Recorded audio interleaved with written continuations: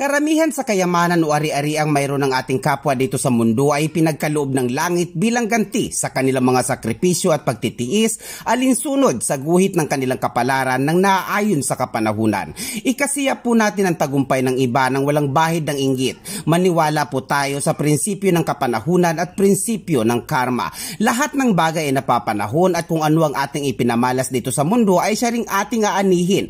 Matuto tayong makinig sa payo ng panahon hanggat patuloy tayong namumuhay na puno ng determinasyon at pagsisikap, maging ang patuloy na pagtitiwala sa karunungan ng dakilang may likha, ang kapanahunan ng pag-angat ay atin ding makakamtan. Imbes na kainggitan natin ang pag-unlad ng iba, gawin na lamang nating inspirasyon ang kwento ng kanilang pagpupunyagi upang araw-araw tayong makapamuhay ng may kapayapaan at panatag na kalooban. Mapagyamang buhay pong muli mga kamundo, saan mang dako naroon ng bawat isa, hangad po ng inyong lingkod na naway ang lahat ay makapamuhay ng ligtas, mapayapa at maunlad. Mga kamundo, patuloy po nating alagaan at pagmalasakitan ng kalikasan, maging mga aso at pusa upang araw-araw nating mabatid ang balansing enerhiya ng ating kapaligiran. Ito po ang mundo at karunugan na lagi nagsasabing, lagi po tayong mag-iingat, hanapin ang mga bagay na makapagpaligaya sa atin. Mahal ko po kayo, maraming salamat po.